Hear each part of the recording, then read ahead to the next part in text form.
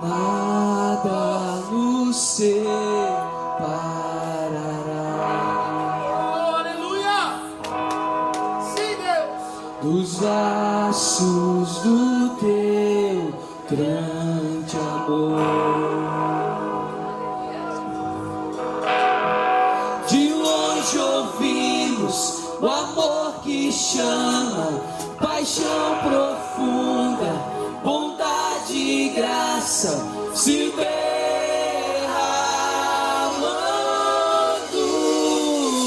É tão profundo, tão imenso e cobre-nos. É furioso, poderoso e abraça-nos. Só Ele pode devolver a vida aos corações.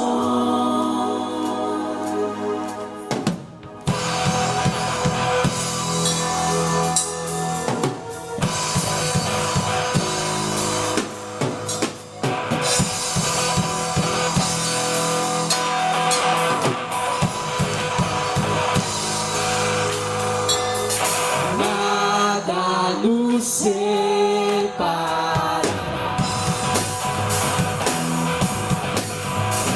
dos laços do teu grande.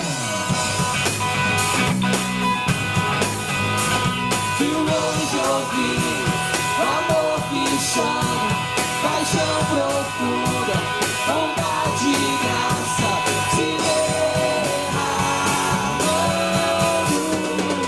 É tão profundo, tão imenso e cobre-nos. É furioso, poderoso e abraça-nos. Só Ele pode devolver a vida aos corações. O Pai e seu Filho,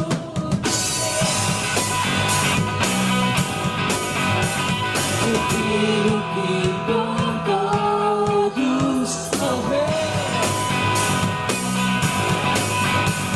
e nós derrama amor e graça e nos convida à sua mesa, nos alcançando. É tão profundo, tão imenso e cobre-nos. É furioso, poderoso, abraça-nos. Só Ele pode devolver a vida aos corações. É tão profundo, tão imenso e cobre-nos. É furioso, poderoso, abraça-nos. Só Ele pode devolver a vida aos corações.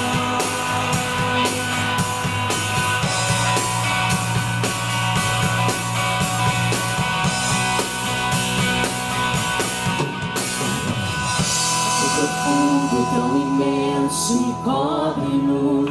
É furioso, poderoso e abraça-nos. Só Ele pode devolver a vida aos corações. É tão profundo, tão imenso e cobre-nos. É furioso, poderoso e abraça-nos. Só Ele pode devolver a vida aos corações. É tão profundo, tão imenso e cobre-nos. É furioso, poderoso e abraça-nos. Só Ele pode devolver a vida aos corações. É tão profundo, tão imenso e cobre-nos. É furioso, poderoso e abraça-nos. Só Ele pode devolver a vida aos corações.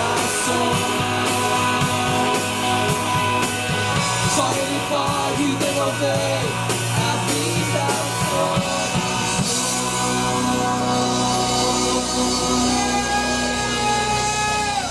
Sim. Sim, Senhor! Que ela permaneça com vocês.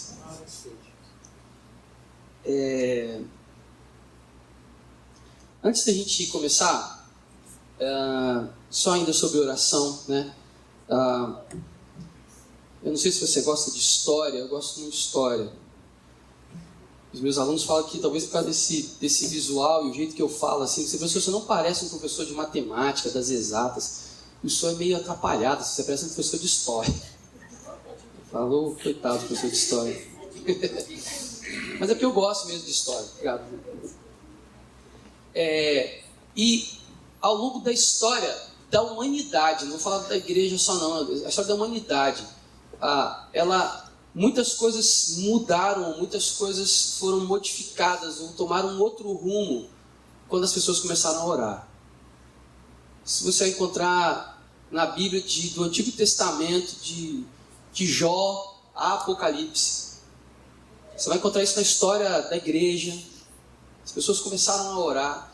Os avivamentos do século XIX, do século XX, que são mais, tem os registros, talvez, em livros e tal, mais contundentes, assim, todos a partir de oração. E cada um com uma história diferente, cada um com algo diferente. Mas não há no nosso coração nenhuma pretensão de fazer uma história assim, a menos que seja a vontade de Deus. Mas o desejo do nosso coração é contribuir com aquilo que Deus já está fazendo, na história que Deus já está escrevendo.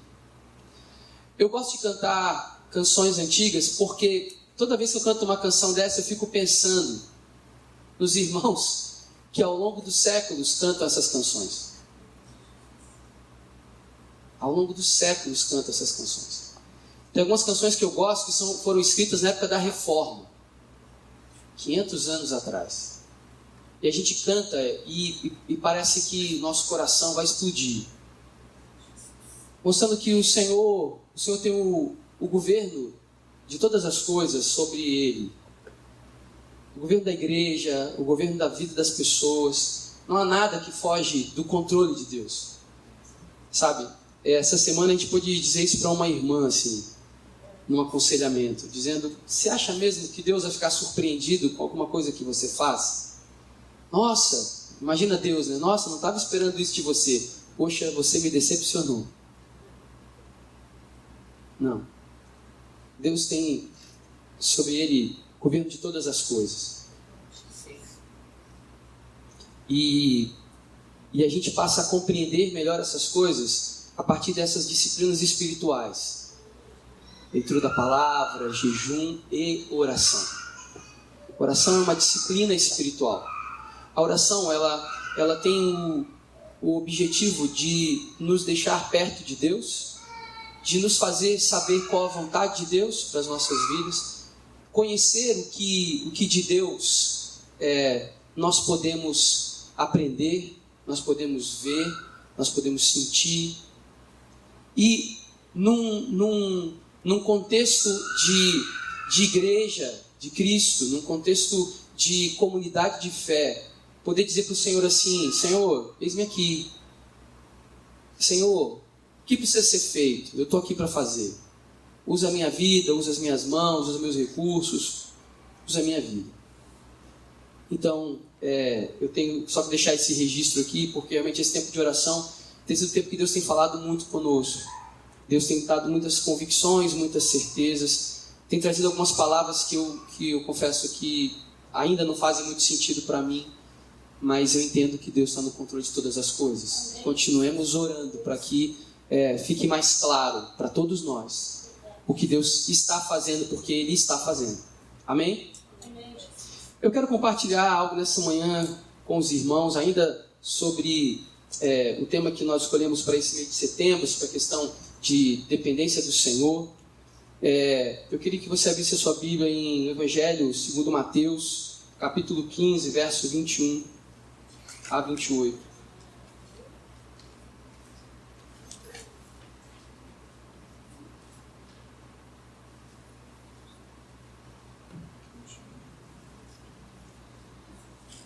Não precisa. Amém? Todos acharam? Evangelho segundo Mateus, capítulo 15, verso 21 ao 28.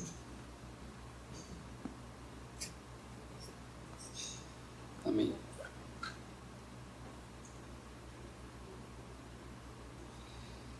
Saindo daquele lugar, Jesus retirou-se para a região de Tiro e de Sidom. Uma mulher cananeia, natural dali, veio a ele gritando: Senhor, filho de Davi, tem misericórdia de mim. Minha filha está endemoniada e está sofrendo muito. Mas Jesus não lhe respondeu palavra. Então seus discípulos se aproximaram dele e pediram: mande-a embora, pois vem gritando atrás de nós. Ele respondeu: eu fui enviado apenas às ovelhas perdidas de Israel. A mulher veio, adorou de joelho e disse: Senhor, ajuda. Ele respondeu: não é certo tirar o pão dos filhos e lançá-lo aos cachorrinhos. Disse ela, porém: sim, Senhor, mas até os cachorrinhos comem das migalhas que caem da mesa dos seus donos. Jesus respondeu: mulher, grande é a sua fé, seja conforme você deseja. E naquele mesmo instante, a sua filha foi curada. Palavra de Deus. Amém? Antes de compreendermos esse trecho do texto que nós lemos, é importante voltar um pouquinho aí e entender o contexto, né? Jesus estava debatendo alguns versículos anteriores aí. Jesus estava debatendo com alguns fariseus, alguns líderes religiosos, a respeito de tradições. Jesus foi questionado a respeito dos seus discípulos, que não seguiam alguns ritos para se alimentar. E talvez até não guardavam todos os ritos de alimentação, mas eles não seguiam os ritos corretamente. E Jesus foi questionado. Jesus então responde que o que contamina o homem não é o que entra pela sua boca, mas é o que sai, porque o que sai está no seu coração e revela o que de fato está no seu coração. Então, Jesus tem um embate ali, um debate muito acalorado com aqueles homens. E Jesus sai então daquela região ali mais próxima da Judéia, ali de Jerusalém, daquela região onde ele estava ministrando ali, mais próximo de Nazaré, perto da sua cidade. E ele vai para uma outra região, essa região então que nós lemos aqui, região de Tiro e Sidom, que era mais ao litoral, mais afastado, e era uma região completamente controlada e dominada pelos gentios. Havia muitos judeus, obviamente, porque era uma região de comércio, muito trabalho, muita coisa, então obviamente tinha muitos judeus ali, mas era uma região controlada, governada, e a cultura era muito local, era muito presente, era muito real para eles ali. Então havia de fato uma separação, nós já sabemos disso, né? Os judeus tinham uma série de restrições com relação aos gentios, por uma série de razões, que isso havia até se perdido um pouco ao longo da história, tinha ficado mais o ranço do que propriamente guardado os mandamentos, né? Tanto que na parábola do bom samaritano, Jesus confronta os judeus em função disso, né? Aquilo que eles rejeitavam era aquela pessoa que estava cuidando do homem caído, enfim. Então, para vocês entenderem esse contexto todo, Jesus sai da sua região, sai daqueles que entendiam o que ele estava falando e vai para um lugar onde as pessoas não tinham a essência, a cultura que Jesus tinha sobre a questão do judaísmo, do Messias e tudo mais. Porém, a gente percebe que nessa história, essa mulher conhecia um pouco dessa história do judaísmo, a história desse povo que tinha um Deus que não tinha face, mas era um Deus que se intitulava o Deus Eu Sou, que não tinha uma imagem para ele, mas ele tinha muita força. As histórias que se ouviam desse Deus eram histórias que realmente eram espantosas, eram grandiosas. E essa mulher sabia que esse Deus enviaria um Messias, e essa mulher ouviu dizer que esse Messias era o próprio filho desse Deus, que esse filho desse Deus estava passando por ali. E ela então, na sua necessidade, na sua dificuldade, vai ao encontro de Jesus. Então, para a gente entender onde que nós estávamos aqui nessa leitura, é isso. Essa é a história. E a gente percebe então aqui algumas coisas que eu quero comentar com vocês nessa manhã. A primeira coisa é que o que nos faz sair do nosso lugar comum, que faz mudar a nossa forma de pensar, às vezes a nossa tradição, é quando a gente está impotente diante de alguma situação. A impotência diante de uma situação, a falta de recursos diante de uma situação, nos dá dois caminhos. Ou a gente desiste, a gente joga a toalha, ou a gente fala, não, eu tenho que dar um jeito, eu tenho que sair daqui para um outro caminho. Existem inúmeros filmes, né, contando histórias assim de superação. Tem um que eu gosto muito, com aquele ator Will Smith, que você chega a chorar com a história dele, porque sabe que está tudo errado. Eu esqueci o nome desse filme. Busca da Felicidade. Cara, pensa no negócio que dá tudo errado. Você fala assim, não, agora vai. Você está torcendo para dar certo. Cara, dá errado. O negócio que ele vendia, que parecia um negócio bom, ele só tem uma peça para vender, e quando ele vai mostrar, está quebrado. Eu falei, meu Deus, você começa a orar pelo cara no filme. Fala, Senhor, intercede aí, ajuda esse irmão. A gente encontra história de superação, e você percebe que naquela situação que não há o que fazer, você fala, bom, ou eu cruzo os braços e digo, só resta a morte para mim. Ou eu falo assim, não, tem um jeito. Não é possível, tem um jeito. Eu não me lembro exatamente o endereço e o texto, mas Eclesiastes, Salomão já disse isso, né? A única coisa que não tem jeito é a morte. Salomão estava equivocado. Salomão estava equivocado. Porque até para a morte tem jeito. Salomão não conheceu o cara que venceu a morte, mas nós conhecemos. E essa mulher dessa região, essa cananeia, ela também conheceu esse cara, esse filho de Deus que venceu a morte. E ela sabia que diante da sua impotência, diante de não saber o que fazer com a sua filha, ela só podia se chegar até ele. E ela fez isso. Ela foi até ele. A dependência de Deus, ela não é um lugar onde nós estamos. Talvez seja, mas muito mais do que o lugar onde nós estamos, que é a dependência, mas é o caminho até chegarmos lá. É o processo em que nós passamos para nos enxergar totalmente dependentes de Deus. E isso é maravilhoso. Essa caminhada que nos leva à dependência. Porque na nossa história de vida, a gente aprende a ser independente. Nós somos o tempo todo, na nossa vida, motivados e levados, e isso faz parte do nosso amadurecimento enquanto seres humanos, enquanto indivíduos, a sermos independentes. Não é muito comum, quando se é jovem, solteiro ainda, ouvir muito assim, meu filho, você precisa estudar, trabalhar para ter a sua independência financeira. Para os pais, para os responsáveis pelos jovens, significa ter um trabalho, pagar as suas contas, ser responsável. Não depender de ninguém. Existem muitas críticas, e eu não quero entrar nesse mérito, mas apenas trazendo como uma reflexão sobre políticas assistenciais. Alguns acham que não, ajuda demais, outros não, mas precisa ser ajudado. Enfim, o fato é que essa discussão só acontece porque nós somos incentivados o tempo todo a sermos dependentes, a não depender. Eu não quero depender do governo.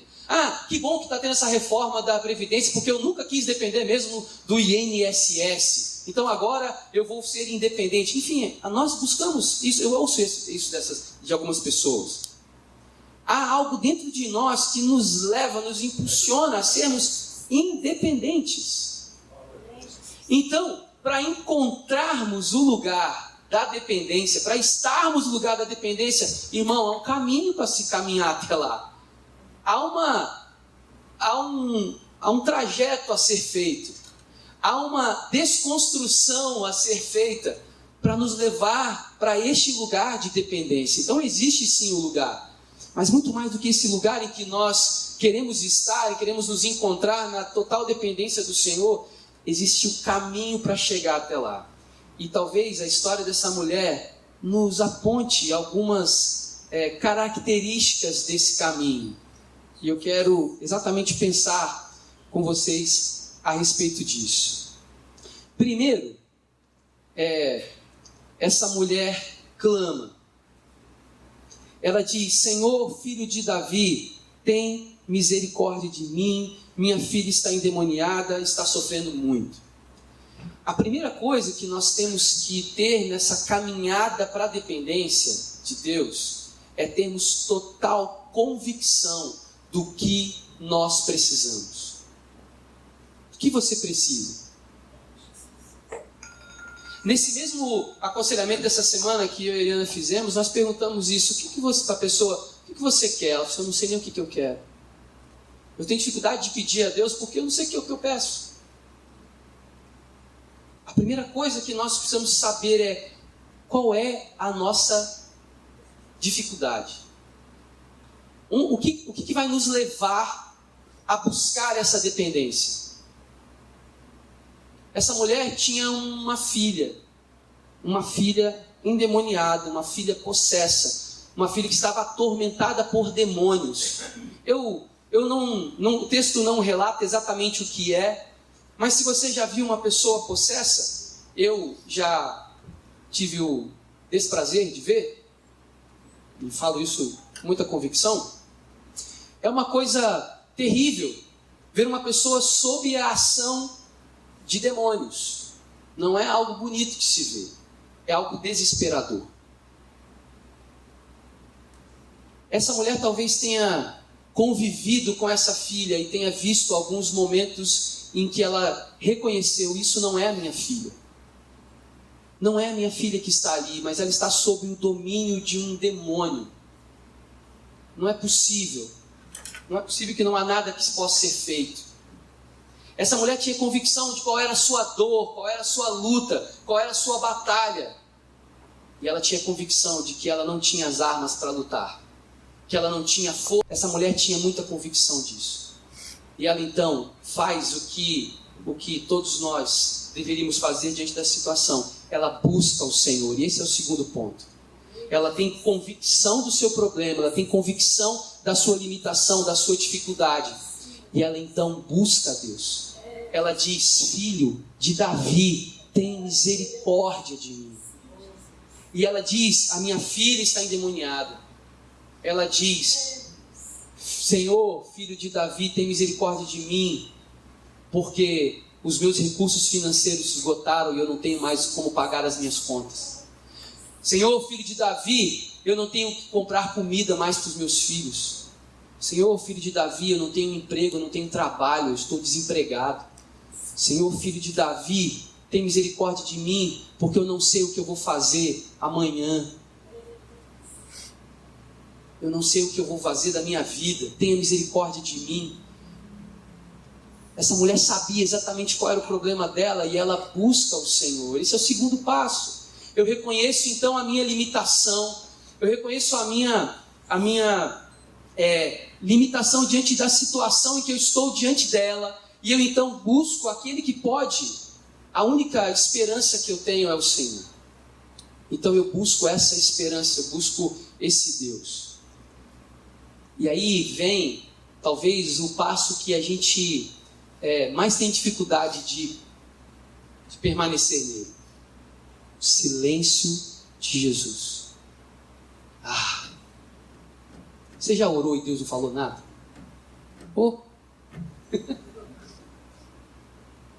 Deus, por que esse silêncio? Fala alguma coisa. Briga comigo. Me xinga. Bate. Faz alguma coisa, mas esse silêncio é torturante. Jesus se calou diante dessa mulher. Você já imaginou o desespero? Você já viu quando um filho quer muito alguma coisa, ele para diante de você e pede e você não responde? Às vezes só para torturar ele um pouquinho. Para ensinar ele paciência. Você faz isso com seu filho, mas Deus faz isso com você e você esperneia.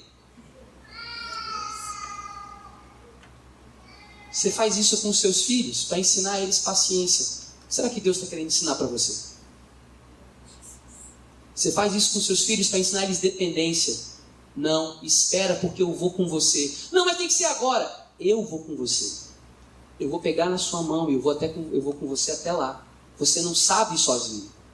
Você depende de mim. O silêncio de Deus é o silêncio mais barulhento que eu conheço. Porque você não consegue dormir, você não consegue ficar acordado, você não consegue comer, você está esperando alguma coisa e é barulhento dentro da sua cabeça. Davi, nos silêncios de Deus para ele, Davi chorava e clamava e falava: oh minha alma, por que você está assim? Espera em Deus, confia. Ele estava dizendo para ele mesmo. A oração de Davi ali era uma oração de convencimento para ele mesmo, dizendo: confia. Essa mulher nos ensina muita coisa, porque diante do silêncio de Jesus, e mais ainda, além do silêncio de Jesus, e isso é muito comum também, tem sempre os incircuncisos. Senhor, manda essa mulher embora, que mulher enjoada. Essa mulher embora. Lembra dos amigos de Jó? Jó, você fez alguma coisa? Jó, não fiz nada, incircunciso. Não, Jó, você fez, procura aí e tal, relembra aí, amaldiçoa Deus e morre. Essa mulher falava, né? Os amigos: não, Jó, pede perdão, cara, você fez alguma coisa, não é possível. A gente começa a buscar se de fato tem alguma coisa em nós. Se tem uma coisa que você não lembra. E às vezes você começa a confessar coisas que você nem fez, mas fala assim: Senhor, eu não sei se eu fiz, então deixa eu confessar logo. Isso é um testemunho próprio. Senhor, eu não lembro não, mas estão perguntando se eu fiz, eu vou falar que fiz. Se eu não fiz, eu me perdoa, porque eu não lembro. Mas do jeito que está ruim, eu devo ter feito. Devo ter colado chiclete atrás da cruz. Devo ter chutado um pastor quando era na minha infância. Empurrado um profeta precipício abaixo. Sei lá, eu fiz alguma coisa que eu não me lembro. Sempre vai ter alguém dizendo: manda essa mulher embora, manda esse cara embora. Larga essa igreja, larga essa religião, larga essa fé, isso não está te levando a nada. Aliás, isso está trazendo prejuízo. Para que você vai continuar atrás disso? Você podia ser muito mais feliz sem isso. Às vezes você não precisa de ninguém dizer isso para você, não. O próprio diabo fala isso na sua mente. Ou você acha que isso não acontece com quem é líder também? Como aquela historinha, né? Do irmão que acorda de manhã e fala assim para a esposa: hoje eu não vou para a escola bíblica não. Aliás, hoje eu não vou nem para a igreja. Estou cansado, não aguento mais ver aqueles irmãos. Cansei. Preciso de um tempo para mim hoje. A esposa fala assim: tudo bem, mas você pode antes nomear um pastor no seu lugar?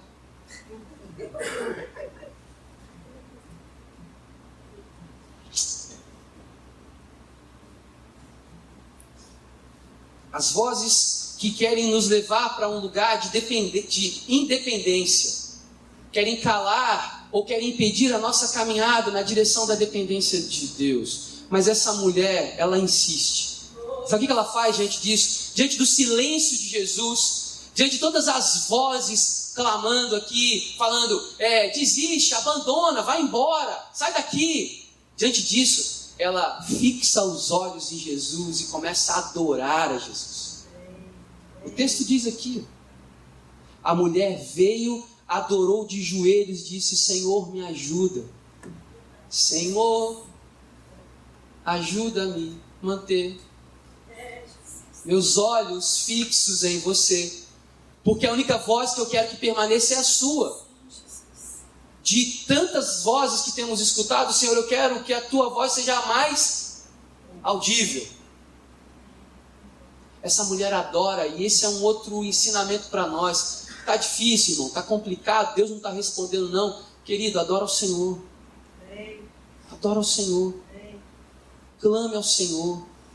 Buscar-me-eis e me achareis quando me buscares de todo o coração. Não é possível que o Senhor vai ser fiel com todas as palavras dele, menos com essa. Então, se você está buscando ao Senhor, Ele vai responder a sua oração. Essa mulher, então, nessa direção de estar no lugar da dependência total de Deus, ela adora ao Senhor. E isso serve para nós também. Adorar ao Senhor é reconhecer quem Ele é. É reconhecer Deus não pelo que Ele pode fazer por nós, porque Ele pode fazer todas as coisas. Sim.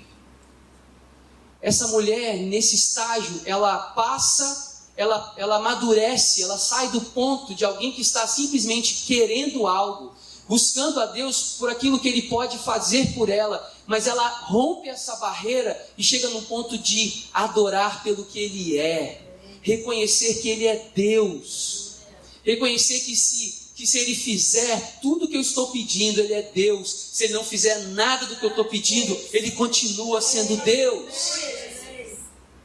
Ela ultrapassou essa barreira da barganha. Eu faço para receber. Eu oro para Deus me responder. E se Deus não responde, Jesus não estava respondendo o clamor dessa mulher. O que você vai fazer? Vou me aborrecer, vou embora. Vou achar um culpado. Vou culpar Deus, Ele não me respondeu. Essa mulher adorou ao Senhor. Ela ajoelhou diante dele, ela reconheceu a santidade de Jesus, ela reconheceu a autoridade de Jesus, ela reconheceu que Ele era o Rei da glória. Ela entronizou Jesus no meio daquela multidão, no meio daquelas pessoas, no meio dos discípulos, no meio das pessoas que cercavam. Talvez muitas delas estavam ali querendo de fato, necessitando de algo, tinha uma necessidade de algo, mas ela ultrapassa essa barreira de pedir por pedir com um sentido de egocentrismo.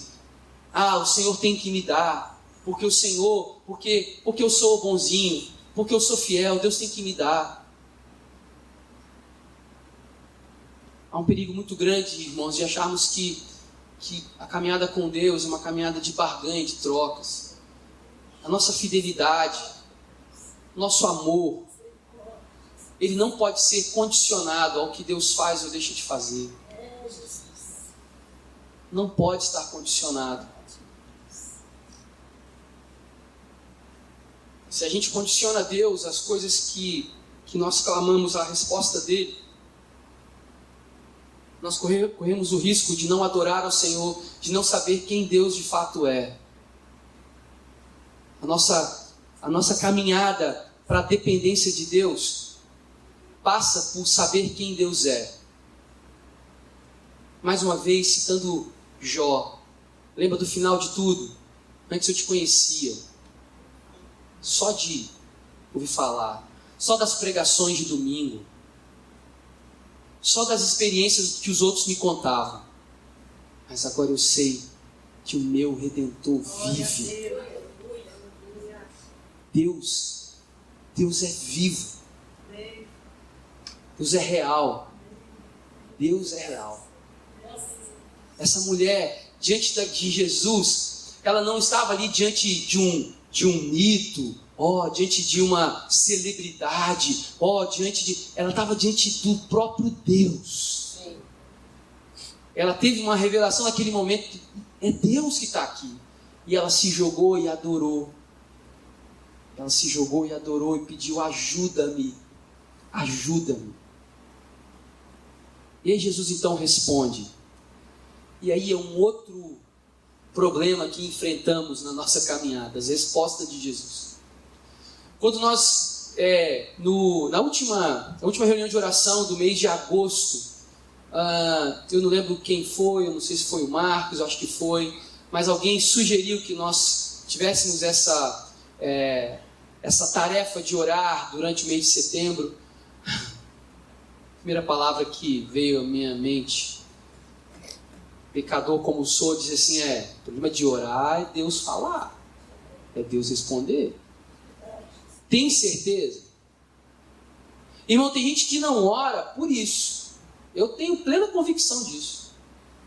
O cabra não ora porque ele sabe que se ele orar, mano, Deus vai falar, Deus vai responder. Tem certeza que você quer ouvir Deus? Tem certeza? Tem um CD da Vinha chamado Glory. Cara, é um CD antigão, da capa preta assim. Você lembra disso? Esse CD é ao vivo. Esse CD é muito louco. Esse CD é ao vivo. Eles estão tocando, pá, a banda. Eu não lembro quem estava conduzindo, não era o David Ruiz, era um outro. Mas o David Ruiz acho que estava nessa ministração, mas era uma conferência. Tentando lembrar o outro cara, o cara é muito louco também, o ministro, o cara toca concha, umas conchas assim, meio louco e tal, mas muito doido. Tava lá na conferência, aí meu irmão, veio a presença de Deus, os caras gravando, filmando e tal, gravação de CD ao vivo, né? Os caras filmando, aí você escuta a gravação. As pessoas estão orando, estão cantando, estão clamando, de repente você escuta só uns gemidos assim, e dizem que tinha umas 1000 pessoas no auditório. Você escuta só uns gemidos assim, um silêncio. E o testemunho das pessoas é que veio a glória de Deus, a presença de Deus, que as pessoas, algumas levantavam a mão e conseguiam tocar em alguma coisa, que elas não queriam nem saber o que era. As pessoas no chão levantavam a mão assim, tipo, será que ele está aqui mesmo como eu estou sentindo? E encostavam em alguma coisa. Ah, pastor, isso é viagem, 1000 pessoas, né? É igual o Pentecoste lá, né? As pessoas falando em outras línguas, as outras entendendo. Ah, todo mundo em êxtase. Não, Espírito Santo, irmão, é isso mesmo. Presença de Deus. O problema de orarmos pela presença de Deus é a presença de Deus vir sobre nós. O problema de clamarmos ao Senhor, Ele responder, e muitas vezes a gente não quer ouvir o que Ele tem para dizer, porque às vezes a palavra do Senhor é dura para nós, porque nós precisamos receber palavras duras também. Um bom pai é aquele que corrige o seu filho por amor. É aquele que instrui, é aquele que às vezes tem que dar uma bronca, tem que puxar a orelha, tem que corrigir, tem que colocar no caminho por amor. A resposta de Jesus para essa mulher é: não é certo tirar o pão dos filhos e lançá-lo aos cachorrinhos. No contexto histórico aqui, Jesus como um rabino, como um líder, como alguém que estava ali como uma figura de autoridade da religião judaica, sim. Mesmo rompendo com as tradições, mesmo confrontando, ele era reconhecido como mestre. Então, ele dá uma palavra para ela, para confrontar a sua cultura. Ele diz: você sabe que eu sou filho de Davi? E sabe por que eu veio? Por que eu vim? Você sabe então que você não faz parte disso. Não agora. Porque eu vim para os filhos, aqueles que o Senhor separou como nação. Foi para eles que eu vim. Jesus estava confrontando aquela mulher. Jesus estava tratando do orgulho daquela mulher. Você tem orgulho de ser dessa região aqui, porque é a região rica? Tiro, Sidom, porque é uma região culturalmente muito reconhecida. Esse é o seu orgulho? Eu quero dizer que eu não vim para você. Eu não estou nem aí para você. Ah, duro, né? Nossa, Jesus foi muito pesado com essa mulher, foi? E você acha que ele vai ser menos pesado comigo e com você? Quando Jesus quer que nós caminhemos para um lugar de dependência, ele vai ser duro com a gente. Ele vai dar respostas negativas para aquilo que você quer fazer. Senhor, eu quero muito, está tudo certo aqui. Jesus fala assim: não vai. Paulo diz assim: me abriu uma porta grande, excelente. E o Espírito falou: não passa. Não vai. Mas eu quero, mas tudo aponta. Meu coração está em paz. Não, o coração do homem enganoso. E seu coração agora virou juiz, virou árbitro. Jesus confronta de fato o coração dessa mulher. E aí ela responde, mostrando onde de fato estava o coração dela. Ela fala assim: Senhor, até os cachorrinhos come das migalhas. Eu sei, Senhor, que eu não sou merecedora. Eu sei que eu não nasci da linhagem de Abraão. Eu não tenho promessa nenhuma para a minha vida. Eu, parafraseando Isaías, talvez ela tenha dito assim: eu habito no meio de um povo de lábios impuros, eu tenho lábios impuros também, esse meu povo é pecador, é idólatra, eu também sou.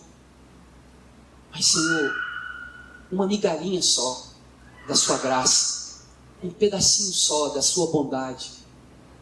Eu sei que eu não sou merecedora, eu não devia estar aqui, eu não devia estar aqui, eu não mereço estar aqui.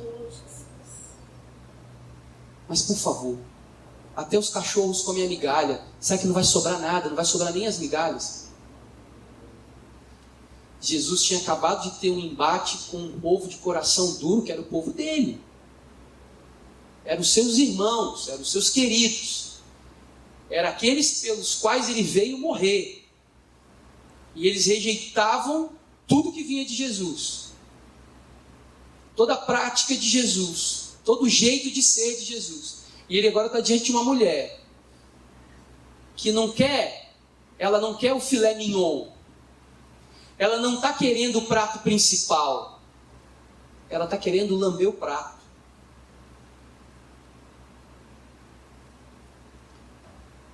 Abrindo um grande parênteses aqui, irmãos, tá? Um grande parênteses mesmo. Quando nós afirmamos que Jesus era Deus 100% e era homem 100%, que ele aprendeu ao longo da sua vida a depender desse Deus, a reconhecer que ele era filho de Deus e aprender essa dependência do Deus Pai, do Espírito Santo, a ponto de dizer: eu só faço aquilo que vejo o Pai fazer. Jesus estava num processo de compreender todas as coisas. Quando ele diz no Getsemane: se for possível, passe de mim esse cálice, é claro que ele sabia que isso não era possível, mas ele estava revelando ali a sua humanidade. Por isso, grande parênteses, talvez essa experiência de Jesus com essa mulher eu tenho convicção de que foi o Espírito de Deus, o Espírito Santo, preparando todas essas coisas, esse diálogo aqui, mas ao mesmo tempo Jesus recebendo confirmação de Deus, sendo: filho, você veio para os judeus, mas não somente para eles. Filhão, você está no caminho, é isso mesmo. O confronto com essa mulher é o confronto que os gentios vão ter. Não que Jesus não soubesse de que o Espírito de Deus iria curar a filha daquela mulher, porque todos que se chegaram a Jesus não voltaram de mãos vazias. Jesus sabia, mas esse diálogo, esse confronto foi enriquecedor para Jesus. A insistência dessa mulher, a ponto dele responder para ela: grande é a sua fé, seja conforme você deseja. Grande é a sua fé. Uma outra versão diz que não se encontrou naquela região e nem lá na Judéia alguém com uma fé como a dessa mulher. Ela chegou no lugar da dependência. Ela encontrou o lugar da dependência de Deus. E sabe o que a gente encontra nesse lugar? Dom de fé. Nós encontramos nesse lugar o dom da fé. Porque para depender de Deus, nós precisamos de fé. Depender de Deus não é ter o recurso para fazer algo. É ter convicção de que o Senhor quer que você faça antes de você ter o recurso. E Ele vai mandar o recurso. Eu não tenho capacidade para fazer. Você está no caminho. Há poucos dias não, mas alguns meses, nós estávamos fazendo um atendimento muito difícil, muito pesado. E eu me senti totalmente inútil naquele lugar. Totalmente inútil. Eu falei: Senhor, se eu não estivesse aqui, era a mesma coisa. Eu não sei o que dizer para essa pessoa. Não sei, Senhor. E eu comecei a questionar a Deus: Senhor, por que o Senhor no meio da minha caminhada, no meu trajeto, o Senhor me colocou para fazer de repente um curso, né? de aconselhamentos, e tantos materiais bons aí, Senhor. Senhor, eu não sei o que dizer para essa pessoa. E eu vi o Espírito Santo falando assim: agora você está chegando onde eu quero. Agora você está chegando onde eu quero. Depender totalmente, exclusivamente. Esse lugar chama-se fé. O lugar da dependência de Deus chama-se fé. É o lugar onde nós dependemos do Senhor. É o lugar onde nós caminharemos, onde nós buscaremos a vontade dEle, onde nós buscaremos alinhar a vontade de Deus.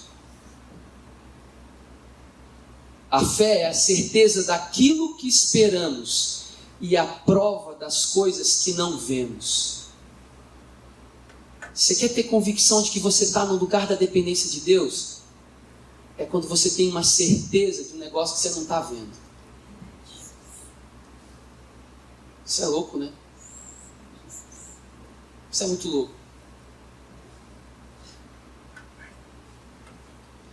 Durante a minha caminhada com Deus, assim, eu recebi muitas palavras de Deus.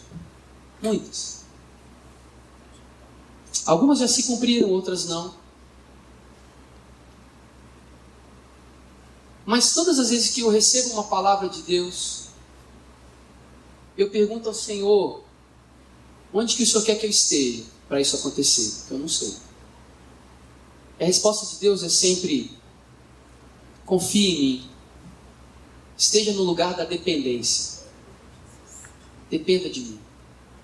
Não dependa do que você vai fazer. Dependa de mim.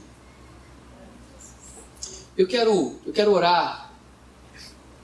Na verdade, eu quero que nós tenhamos um tempo de oração aqui agora.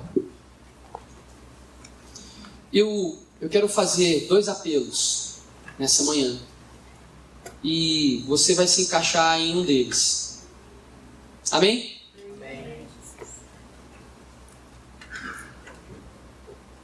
O primeiro apelo nessa manhã, e eu queria que você ficasse de pé, se essa palavra faz sentido para você. O primeiro apelo é: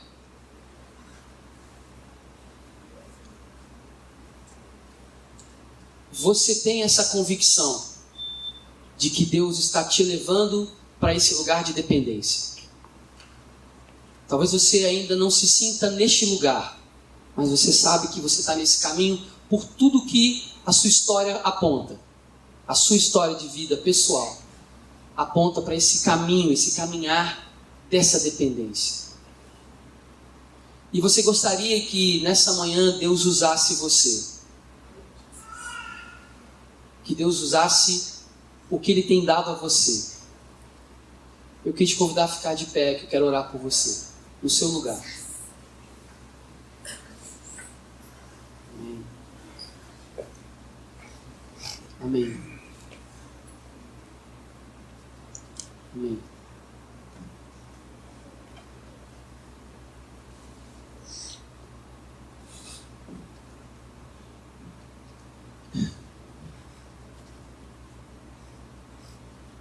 Eu espero que vocês tenham entendido, porque todos ficaram de pé.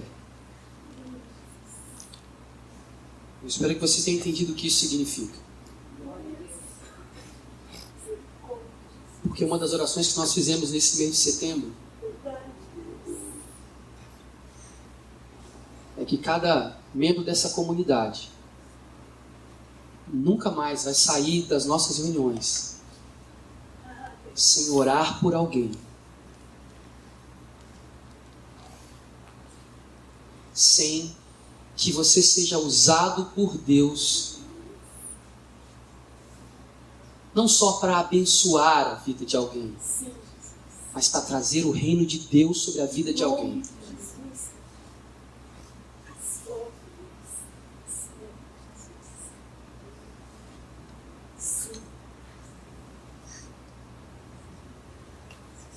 Pai, nós estamos aqui diante do Senhor, Pai. Senhor, nós reconhecemos que o Senhor tem nos levado para um caminho, uma caminhada de dependência do Senhor. Pai, alguns de nós já caminhou bastante, outros ainda no início da caminhada. Mas todos nós estamos caminhando na direção da fé, na direção daquilo que o Senhor tem para cada um de nós.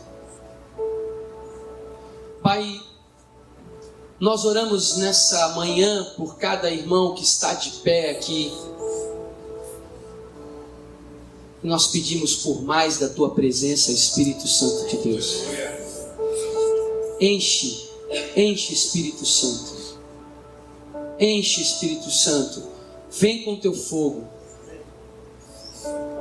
Vem com a Tua presença, vem com a Tua unção. Sim, Senhor. Sim, Senhor. Pai, esses irmãos ficaram de pé porque eles querem ser usados pelo Senhor.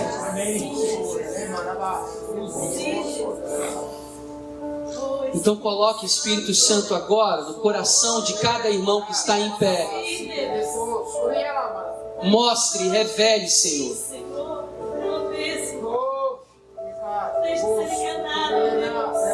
Por que eles estão aqui, Senhor? Por que eles vieram até aqui, Senhor? Por que a caminhada deles os trouxe até aqui, Senhor? Revela, mostra.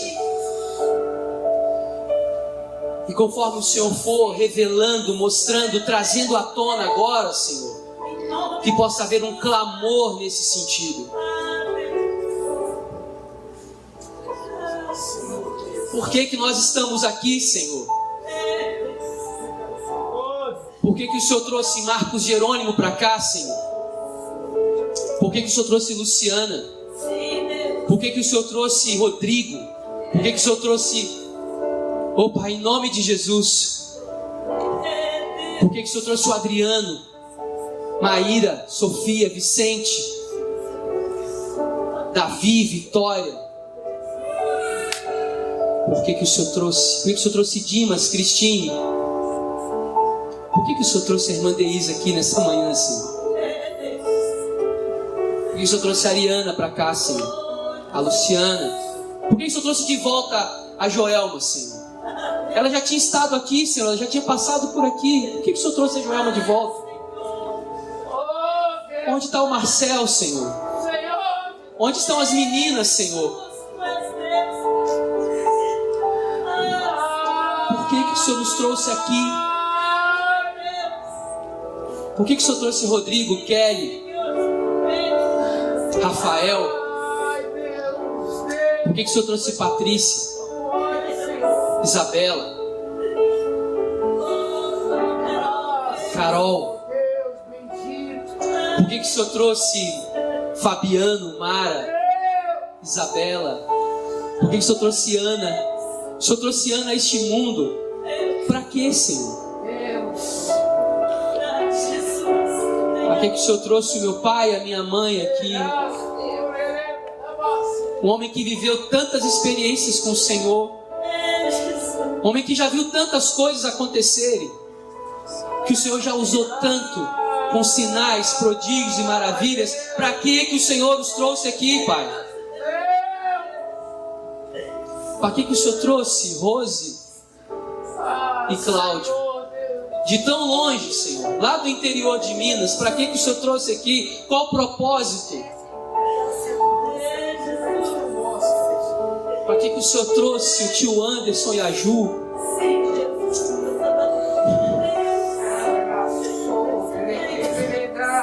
Por que o Senhor salvou o tio Anderson de um caminho de morte? Por que o Senhor trouxe ele para caminhar aqui com a gente, Senhor?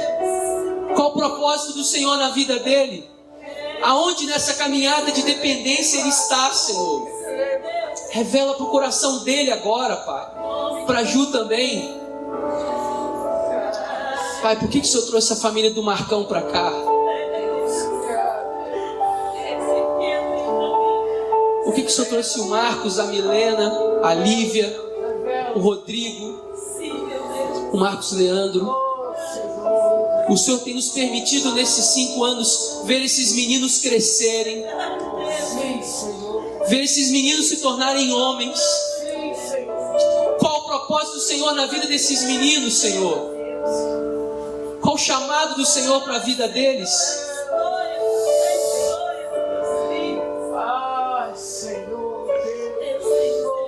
Por que o João está aqui, Senhor? O que o João está fazendo naquela universidade, Senhor? Por que o Senhor tem dado ao João um coração tão amigo, tão parceiro? Para onde o Senhor quer levar o João? O Senhor sabe as lutas da Luciana, Senhor, as dificuldades que ela tem, o coração que ela tem. Qual o propósito do Senhor para ela? Pai, um dos frutos que o Senhor nos deu nesse tempo é André e Natane.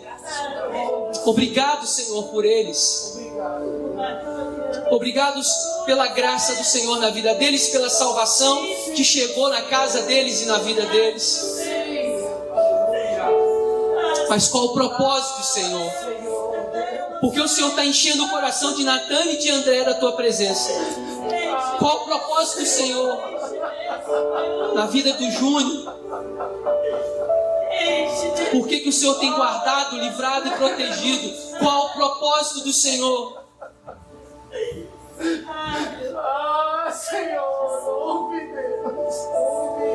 O Senhor trouxe Luiz e Nery para cá, Senhor. É o Senhor que trouxe, porque nós nem fomos lá chamar. Então eu não tenho mérito nenhum, essa igreja não tem mérito nenhum em chamar, em buscar. Foi o Senhor que trouxe. Para quê?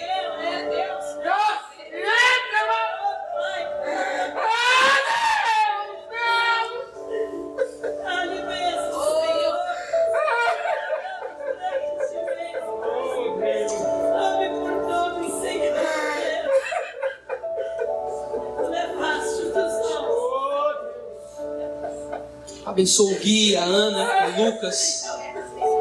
o Lucas que também nasceu aqui com a gente.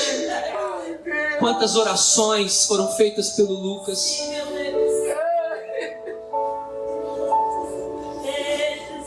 Qual o propósito do Senhor, Deus?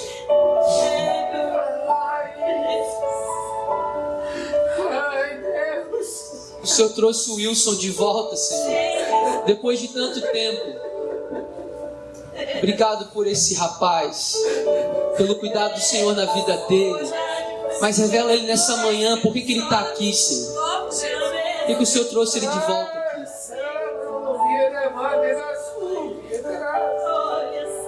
Eu oro pela vida de Geninho e de Sara.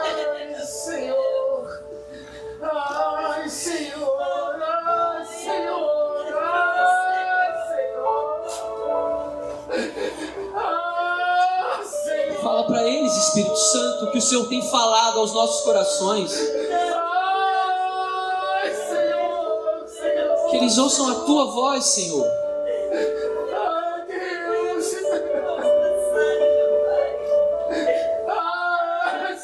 O Senhor já livrou muita gente nesse auditório aqui da morte. Eu sou exemplo disso. Rodrigo Bittencourt é exemplo disso. No mesmo acidente que o Senhor levou a mãe dele, o Senhor poupou a vida dele. Para quê? E o Geninho já esteve no vale da sombra e da morte algumas vezes. E o Senhor poupou a vida dele. Fala para ele, Senhor, por quê?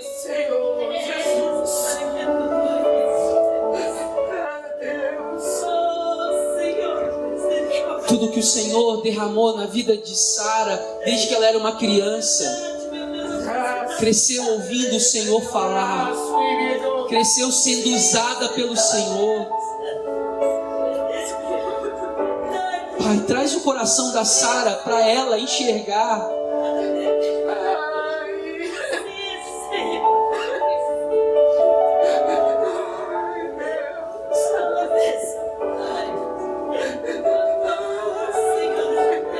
Senhor, o meu coração se alegra sempre com todos que o Senhor tem trazido para caminhar conosco. Não só como um dos pastores dessa comunidade, mas como um membro dessa comunidade. Eu me alegro com todos que o Senhor trouxe. Mas quando o Senhor trouxe a família de Karina, Senhor,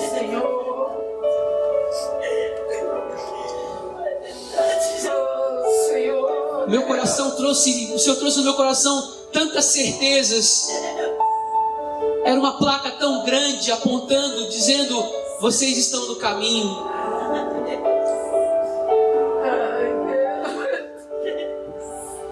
Senhor, eu oro pelo coração de Karina, pela serva de Deus que ela é, pela mãe de Felipe, de Lara, pela profissional que ela se tornou, importante.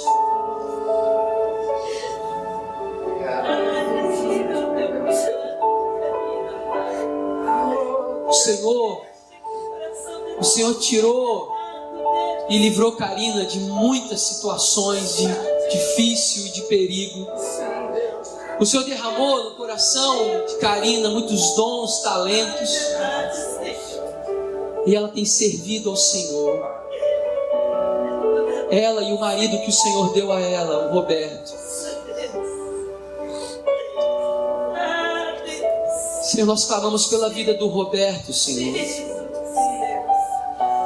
Nós declaramos, Pai, nessa manhã como igreja, que nós amamos o Roberto.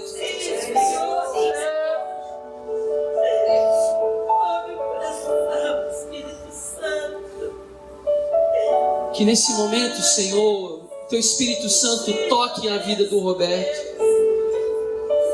Pai, que todas as palavras que o Senhor já ministrou ao coração dele, ao longo da sua vida inteira, todos os livramentos, todo o cuidado do Senhor, quando criança perdeu o seu pai, e o cuidado do Senhor para que ele não se perdesse, para que ele não morresse, todos os livramentos, mostra para Roberto o propósito do Senhor na vida dele, Pai. Os dons e talentos que ele tem são do Senhor, o Senhor compartilhou com ele. Traz convicções, traz certezas para o coração dele.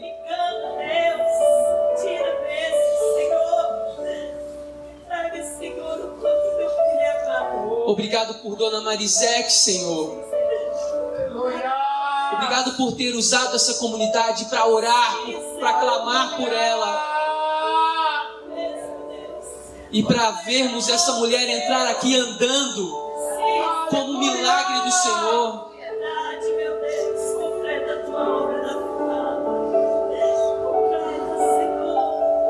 Entregamos essa família diante do Senhor, Deus. Revela o propósito do Senhor. Sim, Deus. Revela por que o Senhor nos trouxe aqui.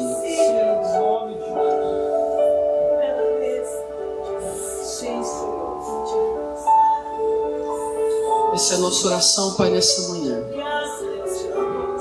Pai, o Senhor sabe aqueles irmãos que não estão aqui. O Senhor sabe por que eles não estão. Nós oramos por eles agora, Senhor. Toca na vida deles. Desperta-os.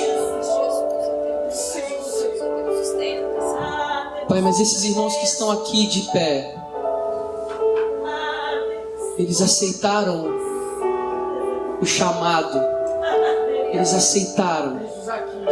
Eles se levantaram. Então eles estão dizendo: eis-nos aqui, envia-nos.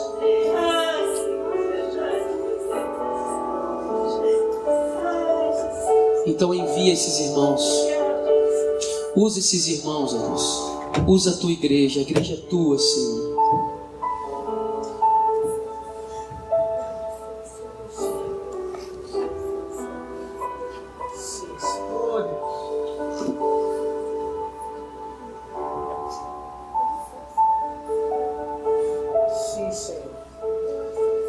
Que o amor de Deus,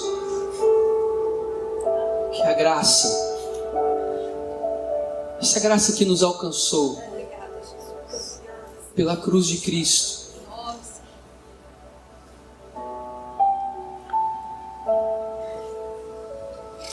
consolação do Espírito Santo, que o governo do Espírito Santo, que a direção do Espírito Santo permaneça conosco, Senhor.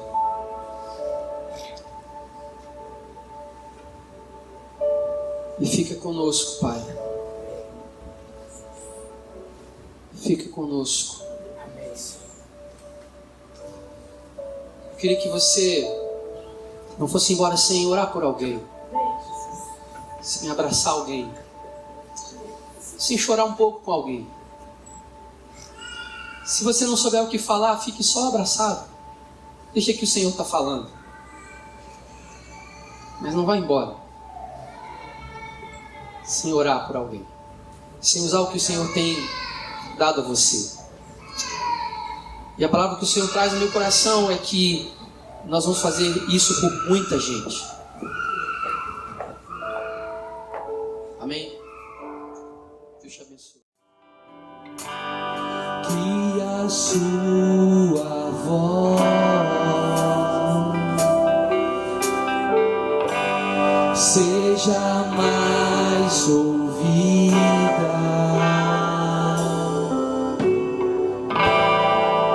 que todas as outras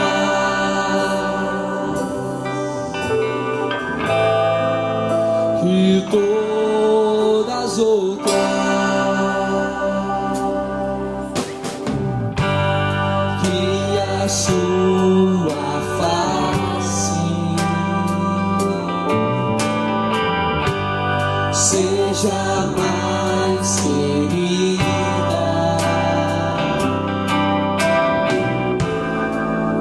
que todas as outras,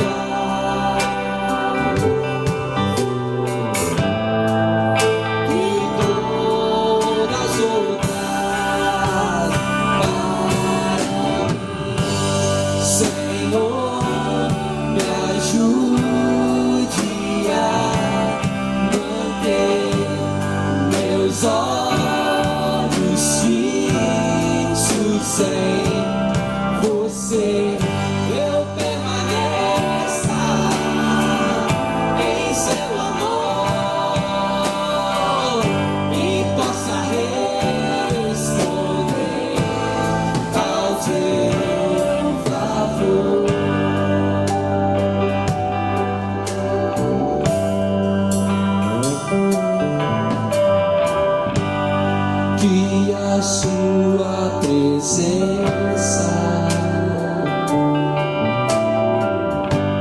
seja mais importante,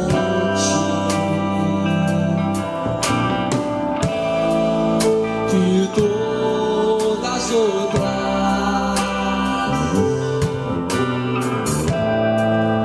que todas as outras,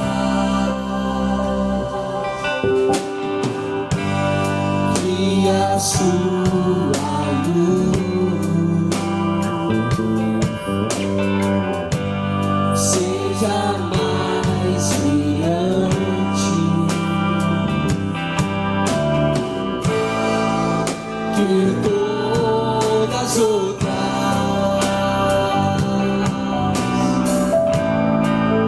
que todas as outras.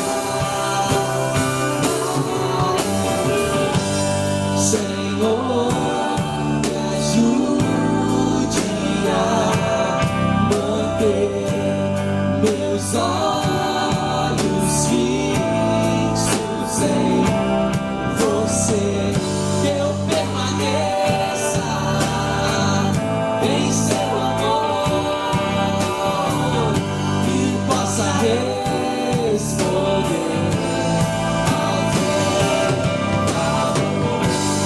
Senhor, me ajude a manter meus olhos fixos em você, que eu permaneça em seu amor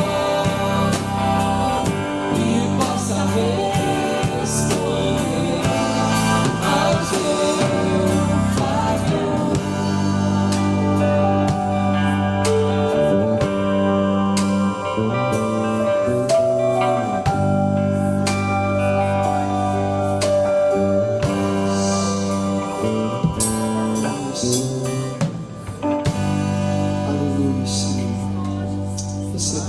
adoração, nosso clamor, Senhor, nessa manhã, em nome de Jesus.